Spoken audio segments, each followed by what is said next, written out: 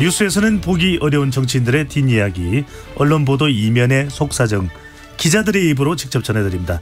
불사조 기자단, 경향신문 박순봉 기자, 문화일보 이은지 기자와 함께합니다. 어서 오십시오. 안녕하세요. 네, 두 분은 지금 뭐 휴가를 안 가시는 것 같아요. 저는 9월달에 가려고요. 네네. 네. 이은지 기자는요? 저도 그냥 퐁당퐁당 가려고 합니다. 네. 제가 상시 개편이라고 그랬더니 불안한 건 아닌 거죠? 저 못 들었어요.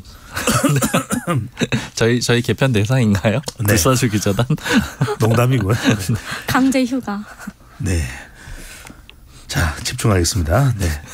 자, 지금 어딜 가나 새만금 잼버리 이야기인데요. 잼버리 파행으로 주무부처인 여성가족부 김현숙 장관에 대한 비판이 쏟아지고 있습니다. 잼버리 김현숙 장관 자리를 지키기 어려울 것이다, 이런 이야기까지 나오는데 거치의 변화 지금 예상되고 있습니까? 아니요, 지금 당장에는 지금 용산에서 개각은 예정돼 있지 않다, 이렇게 입장을 내놓은 상태거든요.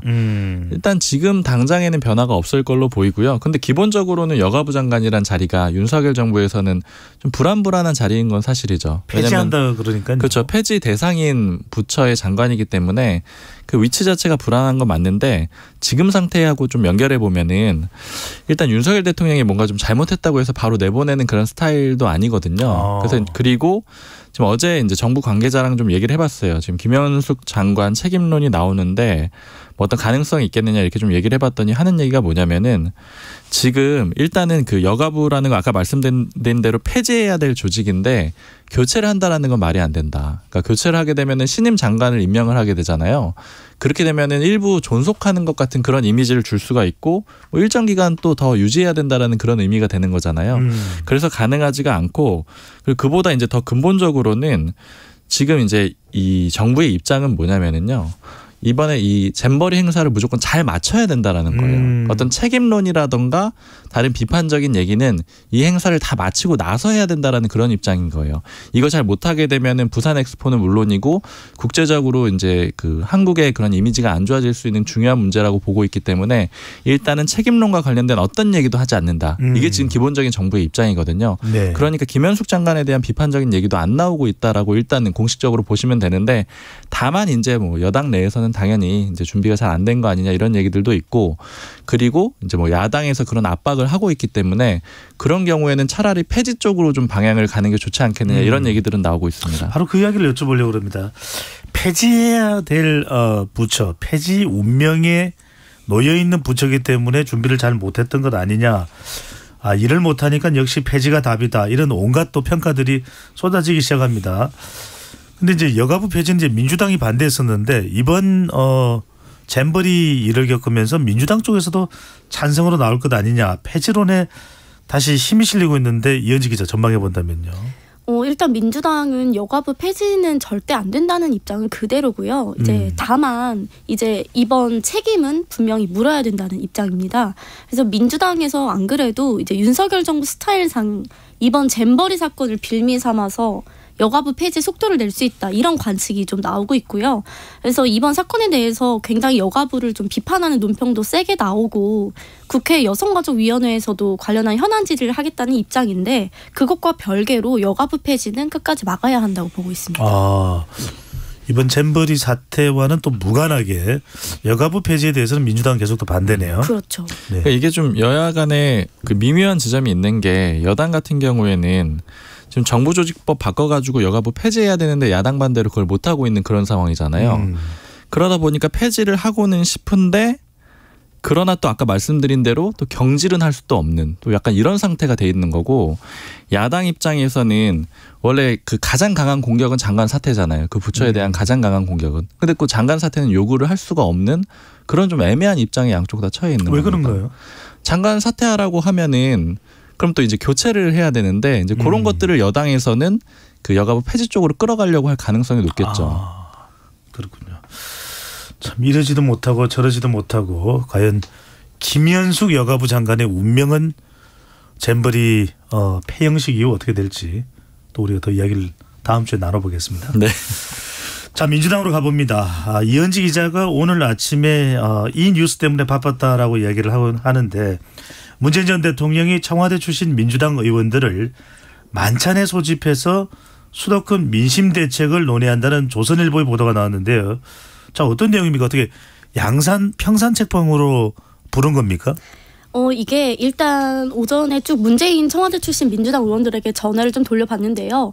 오는 25일에 만찬을 하는 것은 팩트입니다. 아직 한 게 아니라? 네, 25일에 네. 할 것이라는 건 맞는데 그 다른 내용들이 조금 좀 오보다라는 입장이에요. 일단 최초 보도에서는 문재인 전 대통령이 먼저 의원들을 초청하는 형식으로 사실상 소집을 했다고 돼 있어요. 근데 그게 아니고 이제 평산 책방이 문을 연 뒤에 못 가본 의원들끼리 모여서 좀 우리가 언제 좀 대통령님을 만나 뵈러 내려가자 이런 네. 이야기를 했다고 해요. 그래서 문 전 대통령이 먼저 오라고 한 게 아니고 의원들이 먼저 가겠다고 한 것이고요. 평산 책방 투어다 이런 설명이네요. 네, 책방 투어도 가고 또 그 사저에서 저녁에 막걸리 한잔 하면서 이제 만찬을 또 할 것으로 예정이 돼 있는데요. 평산 책방과 양산 모임은 항상 막걸리가 등장하네요. 네, 워낙 막걸리를 좋아한다고 알려져 있어서요. 그리고 두 번째는 내년 총선을 앞두고 수도권과 청년 민심을 위한 전략에 대해서 발제를 할 거라는 내용이 또 보도에 담겨 있었어요. 근데 이것도 전혀 사실 무근이다. 전혀 예정된 바가 없다고 하고요. 그래서 다만 어쨌든 총선이 지금 9개월 남은 시점에서 문재인 전 대통령과 친문 의원들이 모이는 건 좀 아무래도 정치적으로 해석될 수밖에 없죠. 그래서 이른바 평산 정치로 친문 새 결집에 나선 것 아니냐 이런 말도 나오고 있는데요. 아무래도 당이 위기 상황이다 보니까 문 전 대통령과 친문 의원들의 만남도 이렇게 좀 크게 주목받을 수밖에 없는 것 같습니다. 네, 구체적인 또 사실관계 확인은 이현지 기자 단독이네요. 전혀 아닙니다. 오늘 그 친문 의원님들이 이 보도를 보고 굉장히 화가 많이 나서 네. 뭐 윤건영 의원님, 민영배 의원이 페이스북으로 반박하는 입장문을 내기도 했습니다. 네, 단독인 줄 알았는데. 네, 박수모 기자는요? 저 단독 없습니다. 네, 아니 이 내용에 대해서 어떻게 좀 덧붙이신다면요?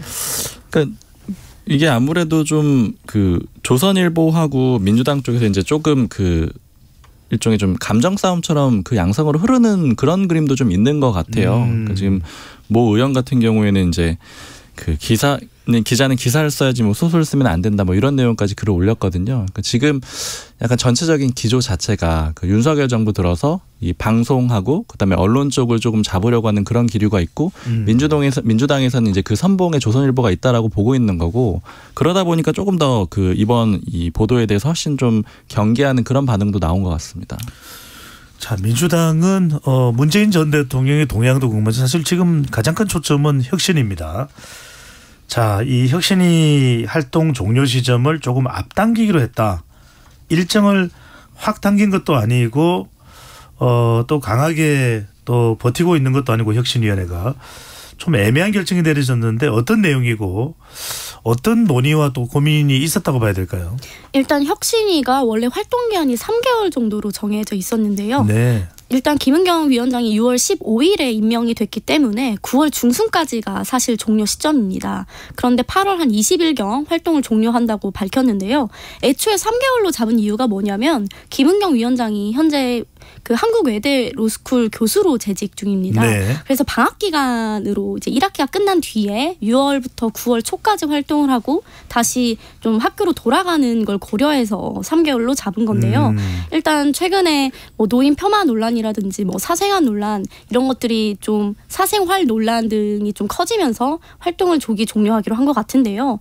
또 다음 주까지 원래는 전국 순회 간담회가 예정돼 있었는데 이 역시 모두 다 취소를 했어요. 일단 혁신위는 혁신안 마련 작업 때문에 취소를 한 거지 뭐 이런 논란 때문은 아니다라는 입장이지만 좀 이런 논란이 커지면서 또 설화를 낳을 수가 있잖아요. 돌아다니면서 간담회를 하고 또 강연을 하게 되면 그래서 그러한 우려 때문에 취소한 게 아니냐 이런 관측이 나오고 있고요. 네. 또 조기 활동 종료 역시 뭐 일단 혁신이 활동을 더 시간을 끌어봤자 당에 조금 짐만 될 수 있고 혁신안도 힘이 빠질 수 있다. 이런 목소리가 있었던 건 사실입니다. 그렇다고 또 혁신이 활동이 완전히 끝난 건 아닙니다. 상당히 또 큰 주제가 될 수 있는 대의원제 개편안이 모레 10일 관련해서 또 새신안이 나온다고 하는데 대의원제 개편안 어떤 내용이 담길 거고 당내에서는 또 어떤 반응이 나올까요? 가장 핵심은 그 대의원 그 투표라 그러죠. 그 전당대회라고 합니다. 전국 대의원 대회라고 하는데 이 1인 1표의 등가성을 확보하는 게 가장 핵심이고요. 현재 대의원들이 일반 권리당원에 비해서 많게는 몇십 대 1까지 투표 비율이 차이가 나요. 그래서 이런 부분들을 좀 조율하겠다는 건데요. 한마디로 말하면 대의원제의 투표 비율을 좀 축소하겠다. 이런 내용이 골자가 될 것으로 보이는데요. 네. 일단 왜 원래는 오늘 오후에 발표할 예정이었는데 10일로 이게 미뤄졌어요. 그 이유를 좀 오늘 혁신위에 물어보니까 내부적으로 비율을 두고 의견 통일이 안 되거나 아니면 뭐 당내 반발을 우려해서 미룬 것이 아니라 지금 그 의원들을 상대로 설문지를 돌리고 있어요. 혁신위가. 그 안에 그 대의원제 개혁을 어떻게 해야 할 것이냐 하는 질문들이 들어있는데 그것들이 아직 취합이 안 됐다는 거예요. 그래서 그걸 다 취합을 한 뒤에 발표할 거다. 그런데 아무래도 현역 의원들의 반발이 큰 만큼 이 설문지를 다 받고 발표를 해야 명분이 생기잖아요. 그래서 그러한 것들을 마련하려는 포석으로 좀 보이고요. 그 대의원제 축소는 일단 강성 지지층인 개딸들이 강력히 요구하는 혁신안 중에 하나예요. 그래서 이제 현역 의원들 특히 비명계는 굉장히 반대를 하고 있는 안이고요. 그래서 혁신위 논란이 아직도 좀 잦아들지 않은 상황에서 이 대의원제 축소 혁신안을 발표하게 되면 또 개파 간 갈등이 수면 위로 올라오지 않을까 그런 관측이 나오고 있습니다. 박순봉 기자는 어떻게 보세요? 저는 이제 요 혁신위 상황에 대해서 비명계 쪽 인사한테 꾸준하게 이제 입장을 물어봤었는데 이게 위상이 점차 변해왔다라는 걸 좀 느낄 수가 있어요. 그러니까 처음에 보면은 김은경 혁신위가 위기 탈출용으로 등장을 했었습니다. 그러니까 이래경 이사장을 임명을 했는데 논란이 되면서 그 후임자로 좀 긴급하게 데려왔던 거죠. 그렇죠. 그래서 그때 비명계 쪽의 분위기는 그래 이 친명계 쪽에서 이제 지금 상황이 안 좋아서 임명을 한 거니까 뭐 엄청난 권한이 주어지진 않을 테고 그럼 이런 건 그냥 넘어가자. 그래서 이제 그렇게 수용을 해서 넘어가는 그런 그림이 있었고 당초에도 물론 이제 다른 후보들도 있었잖아요. 근데 이 꼭 비명계 인사는 아니라는 판단이 있었지만 그래도 인정을 해준 거죠. 그리고 이제 중간쯤 시점부터는 이 혁신위가 자신들의 요구를 안 받아들여 주다 보니까는 좀 이게 강도 높은 표현들을 점차 쓰기 시작했었어요. 비명계의 요구를 안 들어주다 보니까 아니요. 혁신위가 혁신위가요? 이제 진행이 되다가 불체포 특권 그 포기 같은 것들이 1호 아니었잖아요. 근데 의원들이 안 받아들여 줬단 말이에요. 그러니까 이게 시작 자체가 위기 탈출용이다 보니까 별로 힘이 없는 상태에서 시작을 했는데 혁신위는 이렇게 자신들의 안을 내놨는데 당에서 안 받아들여 주니까 이거 이제 좀 우리 안을 어떻게든 관철시켜야 되는 거 아니야 이런 분위기가 있었던 거죠. 혁신위 내에서요. 그때 또 비명계 쪽의 입장을 들어보니까 하는 얘기가 혁신위는 사실 이제 원래 시작부터 원래 그렇게 힘이 없는 조직으로 이번에는 시작을 한 건데 다만 혁신위가 리스크가 되는 거는 얘네들이 떠나는 건 문제다. 그러니까 이제 우리 이렇게 얘기 안 들어주면 너네 혁신 못해 떠날 거야. 이렇게 되는 건 문제다. 그래서 그런 정도는 받아들여줘야 된다. 이런 분위기가 있었고 그래서 이제 어느 정도 안은 타협적으로 수용을 했던 건데 이제 마지막에 사생활 논란하고 그다음에 발언 논란이 막 터졌잖아요. 그러니까 그 다음부터는 이제는 떠나도 되겠다. 그러니까 이제 굳이 수용을 안 해도 된다라는 그런 입장으로 바뀌었다라는 거예요. 그래서 이제 앞으로 내놓게 되는 혁신위의 안 같은 것들은 공천이나 아니면 이번에 전당대회와 연관되는 이런 대의원제 폐지 같은 것들은 민감한 것들 있잖아요. 네. 이런 것들은 힘을 받기가 좀 어려운 구조라고 보시면 될 것 같아요. 그러니까 이제 이전도 그렇고 앞으로도 그렇고 남아있는 활동 기간도 얼마 남지 않았고 혁신위의 위상은 민주당 내에서 크게 작동하기는 쉽지 않다. 자, 그런데 이 시점에 김은경 혁신위원장이 당을 곤란하게 한 일이 또 있었다고 하는데 그건 뭐 어떤 내용입니까? 방금 박순봉 기자가 살짝 언급을 해주기도 했는데요. 제가 전에 방송에서 그 1호 혁신안인 불체포 특권 포기를 두고 혁신위와 당이 좀 기싸움을 하는 측면이 있다라고 말을 한 적이 있어요.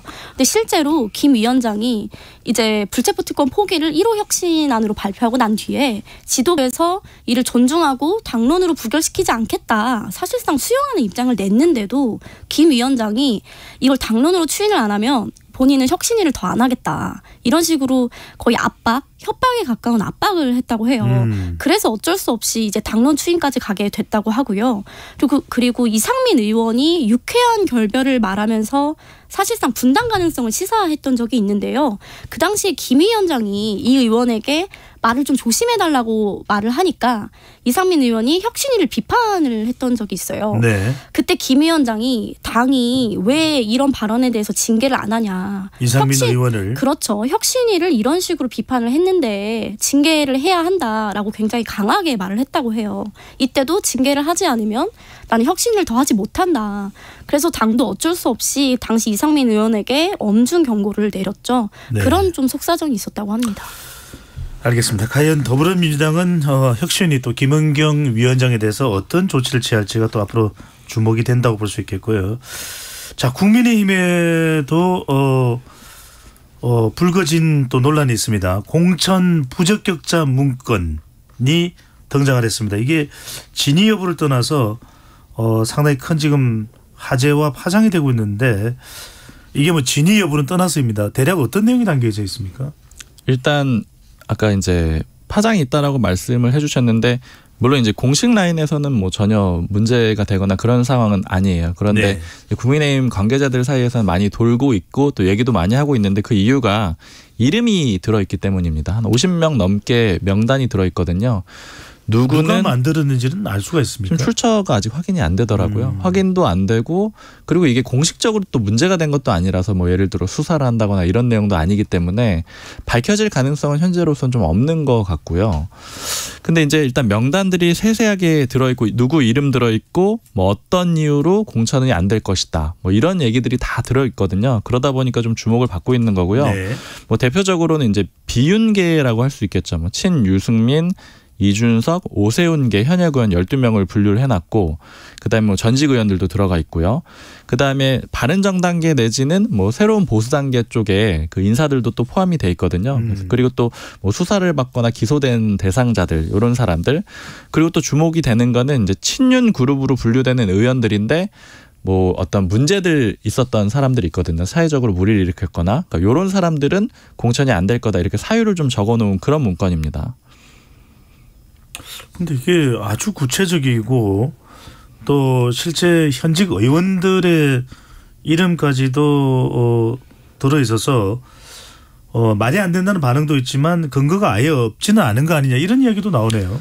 네, 저도 얘기들을 좀 많이 해봤는데 일단 이게 출처가 어디냐 이렇게 물어보는 국민의힘 관계자도 있었어요. 이게 그래서 왜 물어봤냐 이렇게 다시 물어봤더니 이거 내용이 좀 그냥 있는 내용 같지는 않다. 일단 최소한 공부를 좀 하는 것 같다. 그리고 이제 문건 내용에 보면은요, 어떤 것들이 있냐면은 뭐 부의에 대해서 노골적으로 반기를 들었다. 뭐 이렇게 돼 있는데 이제 부의라는 표현이 물론 이제 저도 방송에서 언급을 한 적이 있어서 네, 아시는 분들도 있겠지만 어쨌든 그 용산에서 주로 쓰는 표현이거든요. 네. 뭐 V1, V2 이렇게 해가지고 대통령하고 김건희 여사 이렇게 지칭하는데 이 문건에 V라는 표현도 들어가 있어서 최소한 정치부 기자이거나 아니면 이제 업계에 있는 사람, 그러니까 이제 당에 있거나 아니면 이제 관계되는 그런 사람이 아니겠느냐 이렇게 되는 내용들이 좀 있고요. V2는 김건희 여사인가요? 네, 그렇게 지칭을 하고요. 네.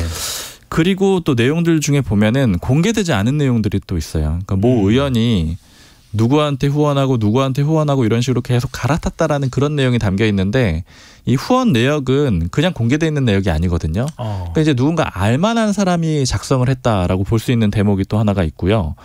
그리고 굉장히 좀 그 현역 의원들은 오히려 이제 공개가 돼 있기 때문에 잘 알 수 있는데 그보다 뭐 시의원이라던가 아니면 뭐 이제 전 대변인이라든가 좀 언론의 주목을 덜 받는 인물들 있잖아요. 근데 그 사람들이 누구에게 이제 좀 지지했고 이런 것들을 다 담아놨어요. 그래서 이게 이제 모 관계자가 하는 얘기는 최소한 팩트 확인이 필요한 정보들은 꽤 담겨 있더라.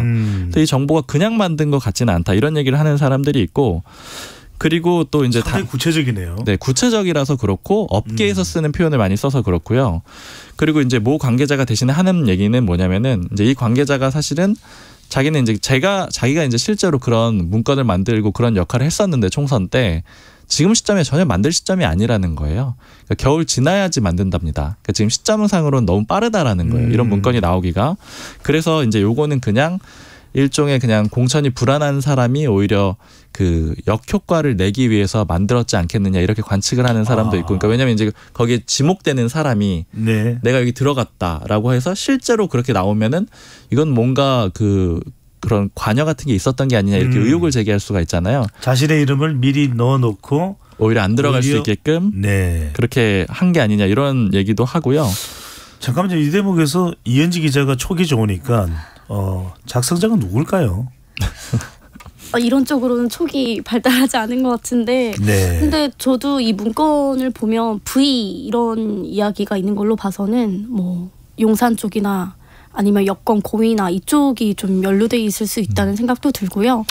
또 한편으로는 아까 박승범 기자가 말한 것처럼 누군가 목적을 가지고 만들었을 거 아니에요. 근데 그게 실제로 공천을 위한 작업이라기보다는 어떻게 보면 공천에서 떨어뜨리고자 하는 사람들의 의혹을 적어서 네. 좀 언론 플레이라든지 여론을 형성하고자 하면 아닐까 그런 생각이 좀 듭니다. 이 문건이 좀 긍정적인 역할도 한 게 있는데 네. 이제 여기 보면은 이 문건 내용 중에 보면은 이제 보좌진한테 뭐 갑질을 했다, 좀 나쁘게 했다 이런 내용이 담겨 있거든요. 근데 최근에 얘기를 들어보니까 그 의혹의 대상이 된 의원이 그러니까 실제 뭐 갑질했는지는 확인을 하지 않았지만 네. 굉장히 잘해준다고 하더라고요. 그 보좌진들 사이에서 얘기가. 그럼 사실과 다른 거네요. 그러니까 최근에 이 문건이 나오고 나서 그러니까 어찌 됐든 간에 그 앞의 상황은 알 수가 없고 그래서 이제 긍정적인 이야기를 하면은 상당히 좁혀집니다. 누가 작성을 했는지가. 아니에요. 근데 그거는 아닐 것 같고 왜냐하면 네. 굉장히 폭넓게 들어있어요. 이게 현역 의원도 있고 아까 말씀드린 대로 시의원 대변인 다양하게 들어있어서 그걸 유추하기는 좀 어려울 것 같고 네. 그리고 아까 표현 자체는 굉장히 업계 사람이 쓴 것 같지만 문건의 양식은 굉장히 좀 초라하다라고 할까요? 그러니까 대충 쓴 그냥 대충 타이핑한 그런 수준이어가지고 이게 그렇게 막 근거를 두긴 좀 어렵다. 이게 일반적인 평가입니다. 또 일부러 이렇게 허술하게 했을 수도 있잖아요. 저는 이런 생각이 드네요. 이 정도 문건 작성할 정도면 이를 에너지로 열심히 선거운동하면 어디라도 당선될 것 같은데. 아예 뭐 관계되지 않은 사람이 썼을 수도 있죠. 네. 근데 참 궁금한 대목이 하나 있습니다.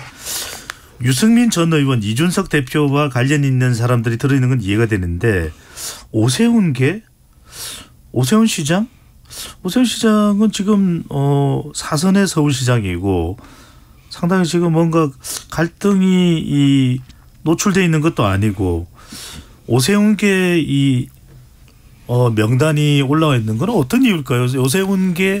오세훈 서울시장이 좀 견제를 당한다 이렇게 봐야 될까요? 오세훈 시장은 당연히 견제 대상이에요. 지금 그러니까 구조를 이렇게 보시면 좋을 것 같아요.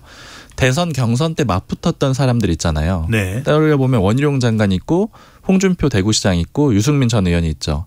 이 세 사람이 가는 길이 각자 다 달랐거든요. 원희룡 장관은 친윤으로 이 입지를 바꿨죠.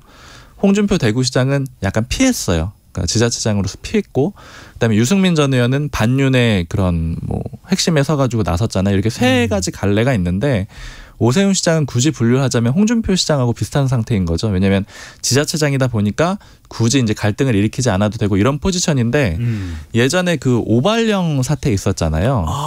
그때도 되게 이례적으로 행안부에서 서울시를 공격을 했었거든요. 근데 그거 가지고도 국민의힘 내에서는 이거는 차기 대권 주자에 대한 견제다 이런 얘기들이 있었습니다. 북한이 미사일 시험 발사를 했을 때의 그 오발령 네, 아침에 거죠? 좀 많이 시끄러워서 기억들 하시는 분들이 있을 텐데 그러니까 그런 식으로 어쨌든 견제의 대상이고 그래서 모든 대선 후보들은 기본적으로 다 견제의 대상이라고 보시면 되고 다만 거기서 자신의 포지션을 어떻게 잡느냐에 따라서 대립각이 사는 사람도 있고 그러니까 유승민 전 의원처럼요. 근데 지자체장들은 비교적 좀 벗어나 있는데 지금 홍준표 시장도 약간 이 반윤 쪽으로 약간 돌아설 수도 있는 그런 지금 모멘텀이 있는 그런 상태잖아요. 그러니까 네. 그런 포지션이라서 그렇지 기본적으로 대선 후보들은 다 견제 대상이다 이렇게 보시는 게 맞죠. 네. 자 이번에는 쉽게 접할 수는 없는 뉴스입니다. 바로 올해 거의 유일하게 있을 예정인 보궐선거죠. 강서구청장 보궐선거인데 민주당은 후보가 난립하고 있다. 이 지역의 강서구에 3명의 현역 국회의원들이 모두 더불어민주당입니다. 그래서 그런지 민주당은 강서구청장 보궐선거 후보자가 난립하고 있다. 어떤 내용입니까? 일단 이번에는 아무래도 국민의힘의 김태우 이제 구청장의 낙마로 이제 치러지는 선거이기 때문에 민주당이 되는 판이라는 분위기가 있어요. 그래서 후보가 난립하는 양상인데 일단 예비 후보 공모에만 13명이 지원을 했습니다. 그런데 이게 이런 보궐선거 같은 경우는 중앙당 차원에서 이제 전략 공천을 하는 게 좀 일반적이에요. 그래서 중앙당에서는 사람을 좀 물색 중에 있는데 아직은 뚜렷한 성과가 없는 상황이라고 합니다. 지금 이제 강서 가불병 3개 지역 모두 민주당 의원들이 이제 지역구 의원으로 있는데 서울 강서구입니다. 네, 그래서 각기 본인과 함께 보조를 맞춰왔던 시의원을 원래 밀려고 했다는 거예요. 그런데 이걸 중앙당이 전략 공천 지역으로 가져가다 보니까 사실상 의원들이 할 수 있는 역할이 많지 않다고 합니다. 그리고 이제 강서구 의원들에게 좀 물어봤는데 국민의힘이 지금 후보를 낼지 말지 좀 간을 보고 있는 상황인데 민주당이 굳이 후보를 일찍 내서 스크래치만 난다는 거예요. 그래서 천천히 좋은 사람을 찾는 게 더 중요하다. 이번 선거가 일단은 내년 총선의 전초전 같은 양상이기 때문에 좋은 후보를 내야 한다. 이런 얘기를 많이 하고요. 그래서 9월 중순이나 말쯤에야 민주당은 후보군이 좀 드러날 것 같다고 말하더라고요. 네.